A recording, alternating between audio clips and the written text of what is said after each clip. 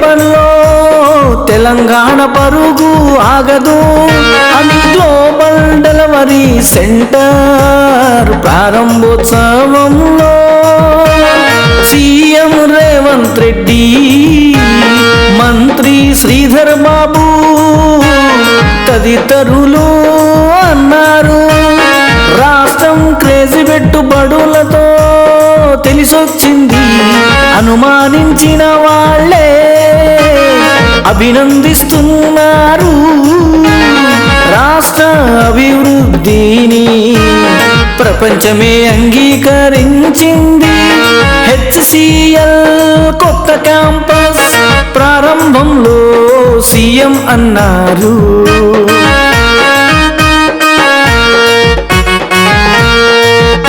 మరి నిన్న కాక మొన్న తెలంగాణలో నలుగురు రైతులు ఆత్మహత్య ఎందుకు చేసుకున్నట్టు?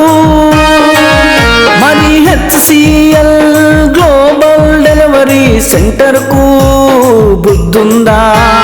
ప్రపంచంలో బుద్ధి లేని దద్దమ్మలు వీళ్ళే. ఒకవైపు రైతులు ఆత్మహత్యలు చేసుకుంటే తెలంగాణ గ్రామాల్లో ఉన్న బుడబుక్కలోని మాదిరి అధికార కాంగ్రెస్ పార్టీ చెబుతుంది. సుదీర్ఘ పాలన చేసిన కాంగ్రెస్ పార్టీ, బీజేపీ పార్టీ ఇప్పటి వరకు 10,000 మంది రైతులు భారతదేశంలో ఆత్మహత్య చేసుకున్నారు.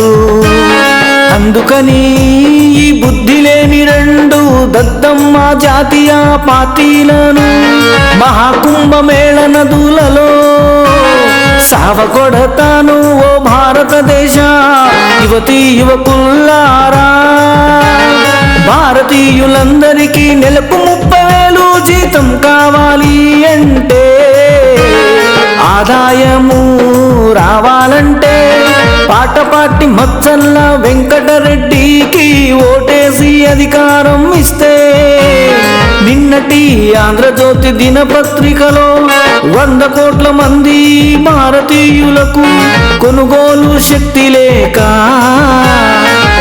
అలా బతుకీడుస్తున్నారు. మహిళలందరికీ ఉచిత కారు, ఉచిత 2 తులాల గోల్డ్ చైనుకేమి ఓటు?